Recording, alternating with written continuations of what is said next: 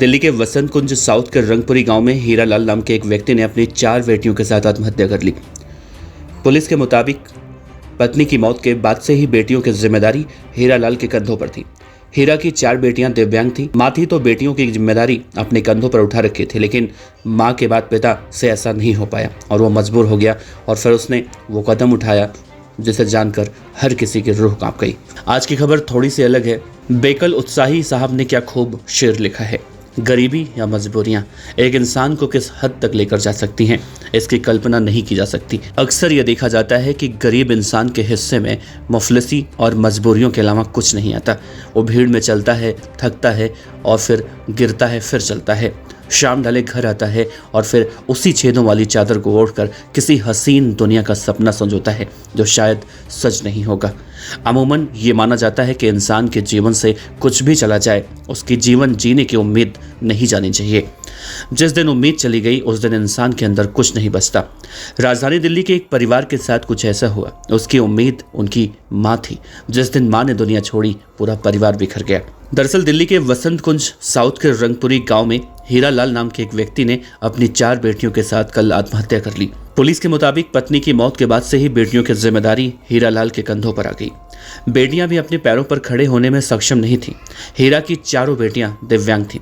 माँ थी तो बेटियों की जिम्मेदारी अपने कंधों पर उठा रखी थी, लेकिन माँ के बाद पिता से ऐसा नहीं हो पाया और वो मजबूर हो गया। फिर उसने वो कदम उठाया जिसे जानकर हर किसी की रूह कांप गई। हीरा की 4 बेटियां दिव्यांग होने की वजह से कहीं भी जाने में असमर्थ थी। बीते शुक्रवार को घर के आसपास के लोगों ने हीरालाल के घर से बदबू आने की पुलिस को सूचना दी। पुलिस ने दरवाजा तोड़ा तो सभी के होश उड़ गए।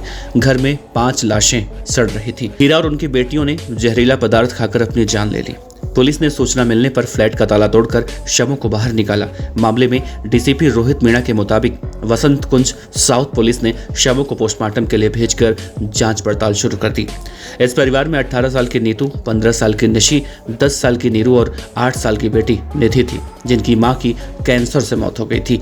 4 बेटियां पिता के साथ रहती थीं। वसंत कुंज के स्पाइनल इंजरी हॉस्पिटल में कारपेंटर के तौर पर काम करने वाले हीरालाल पर बच्चों की देखरेख की जिम्मेदारी थी। शुक्रवार को हीरालाल के फ्लैट से बदबू आनी शुरू हुई। इस पर सड़क के दूसरी तरफ के मकान के एक शख्स ने पुलिस को फोन कर बदबू आने की जानकारी दी। जब वसंत कुंज साउथ पुलिस फ्लैट पर पहुंची तो आसपास के लोगों ने बताया कि परिवार के लोग कई दिनों से दिखाई नहीं दे रहे हैं और उनके फ्लैट से बदबू आ रही है। इस पर पुलिस ने मकान मालिक और बाकी लोगों के साथ मिलकर दरवाजा तोड़ा तो अंदर से भीषण बदबू आने लगी। जब पुलिस कमरे के अंदर गई तो पहले कमरे के बेड पर हीरालाल का शव पड़ा था, वहीं दूसरे कमरे में 4 बेटियों के शव बिस्तर पर पड़े थे। पूरे परिवार की एक साथ पड़ी लाशें देखकर हर किसी की रूह कांप गई। आसपास के लोगों में खुसर पुसर शुरू हुई और परिवार के गरीबी के चर्चे होने लगे। लोगों ने कहा कि पिता पर अपनी 4 बेटियों की जिम्मेदारी आ गई थी। वो काफी परेशान रहने लगा था। 46 साल के हीरालाल मूल रूप से बिहार के रहने वाले थे। आसपास के लोग बताते हैं कि हीरा पत्नी की मौत के बाद काफी टूट गया था। वो सुबह काम करने के लिए जाने से पहले 4 बेटियों के खाने पीने की व्यवस्था करके जाता था। शाम को आता था तो पहले जिंदगी की आग पर रोटी सेकता था, बच्चियों का पेट भरता था, फिर पत्नी को याद कर रातें आंसुओं में काट देता था। एक तरफ घर चलाने की जिम्मेदारी और दूसरी तरफ 4 दिव्यांग बेटियों का जिम्मा।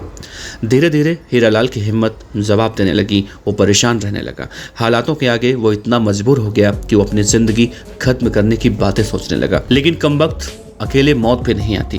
अकेले मौत को गले लगाता तो मोई दुनिया कहती कि देखो कैसा बाप था, दिव्यांग बेटियों के बारे में ना सोचा, जान लेकर सारे बंधनों से खुद को आजाद कर लिया और दिव्यांग बेटियों को अपने सहारे छोड़कर चला गया। ऐसे में एक पिता का कलेजा और फटता होगा। दिन रात इसी उधेड़-बुन में कटती होगी कि मैं मर गया तो इनका क्या होगा।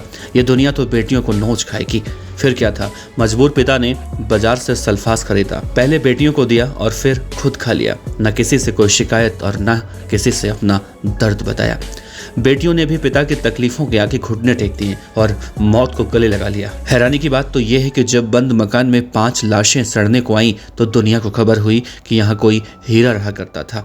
बंद दरवाजों के पीछे घरों में कौन किस तकलीफ से गुजर रहा है, इसको देखने और जानने की फुर्सत आज किसे है। हर कोई एक रेस में भाग रहा है। बस फर्क इतना था कि हीरालाल और उसका परिवार इस रेस में दौड़ नहीं पाया और जिंदगी की जंग हार गया।